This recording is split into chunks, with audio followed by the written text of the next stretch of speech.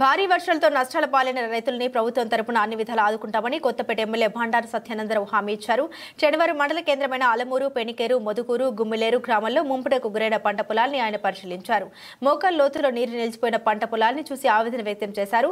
రైతులతో మాట్లాడి వారి కష్ట నష్టాలను తెలుసుకుని భరోసా అందించారు. ముంపు నీరు పంట పొలాల నుండి బయటకు వెళ్లేందుకు అవసరమైన చర్యలు తీసుకోవాలని అధికారులకు సూచించారు. భారీ వర్షాల వల్ల ఏర్పడిన నష్టాన్ని వచ్చే శాసనసభ సమావేశాల సందర్భంగా ముఖ్యమంత్రి నారా చంద్రబాబు నాయుడు, వ్యవసాయ శాఖ మంత్రి అచ్చెన్నాయుడుల దృష్టికి తీసుకుని వెళ్తామని ఆయన తెలిపారు. వర్షాల వల్ల వ్యాధులు వ్యాపించే అవకాశం ఉంది కనుక ప్రజలందరూ తగిన జాగ్రత్తలు తీసుకోవాలని, కాచిన నీటిని తాగడం, పరిశుభ్రత పాటించడం చేయాలని కోరారు.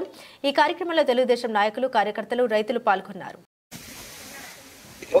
గత 5 రోజులుగా ఆలమూరు మండలంలో ఈ భారీ వర్షాల వల్ల రైతులందరూ కూడా తీవ్రమైన ఇబ్బందుల్లో అతలాకుతలు అవుతూ ఉన్నారు. చాలా తీవ్రంగా నష్టపోతూ ఉన్నారు. మరి ఇక్కడ చూస్తూ ఉండే కనీసం 4 అడుగులు 3 అడుగులు నీరు చేలు ఊడ్చిన చేయలేవి గోదావరిలో ఉంది. ఈ వర్షాల నీరంతా కూడా గోదావరిని తలపిస్తూ ఉంది. ఈ యొక్క పంట చేలన్నీ చూస్తూ ఉంటాయి. ఈ పంట ఊడ్చింది మనకి మళ్ళా ఉపయోగపడదు. ఈ పూర్తిగా మునిగిపోయింది. మళ్ళా ఊడ్చాలన్న ఆకుమడి లేని పరిస్థితి. మళ్ళీ వర్షాలు తగ్గిన తర్వాత నీరంతా లాగిన తర్వాత మళ్ళీ ఈ పంట ఏ విధంగా మళ్ళీ పండించుకోవాలో తెలియని దిక్కుతోసం చేసే రైతుల్లో ఉంది. మరి ఈ మండలంలో 10,000 ఎకరాలు వరి ప్లాంటేషన్ అయిందమ్మా. దగ్గర 7,000 నాట్లు వేశారు. ఇది ఒక 1,000-1,500 ఎకరాల ముందు కూడా ఉంది. ఈ రకమైన పరిస్థితుల్లో ఉంది.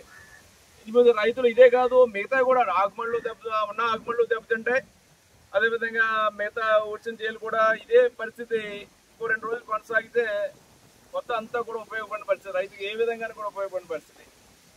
మరి తీవ్రమైన కష్టాలు ఎదుర్కోవాల్సి వస్తుంది రైతాంగం, ఒక ప్రజలు. మరి ఇలాంటి పరిస్థితుల్లో మరి అందరూ కూడా అధికారులు, అదేవిధంగా ప్రజలు, రైతులు అప్రమత్తంగా ఉండి మరి ఈ ఇబ్బందులు కట్టెక్కడానికి కృషి చేయాలని కోరుతూ ఉన్నాను. ప్రభుత్వ పరంగా ఏ విధంగా ఆదుకోవాలో మరి ప్రభుత్వానికి దృష్టికి తీసుకువెళ్ళి మరి 22 నుంచి అసెంబ్లీ సమావేశాలు కూడా ఉన్నాయి. రేపటిలో ఉన్న పరిస్థితులను కూడా గమనించి మరి ముఖ్యమంత్రి గారి దృష్టికి, వ్యవసాయ శాఖ మంత్రి వారి దృష్టికి కూడా తీసుకెళ్ళటం జరుగుతుంది. మరి అచ్చెన్నాయుడు గారు వ్యవసాయ శాఖ మంత్రిగా ఉన్నారు. ఏ విధంగా రైతాంగానికి ప్రభుత్వ పరంగా మేలు చేయాలో ప్రభుత్వ దృష్టికి తీసుకెళ్తారని కూడా తెలియజేసుకుంటూ, అదేవిధంగా గ్రామాల్లో కూడా ప్రజలందరూ కూడా ఇది వైరల్ ఫీవర్స్ అని ఒక రైనీ సీజన్ స్టార్ట్ అయింది.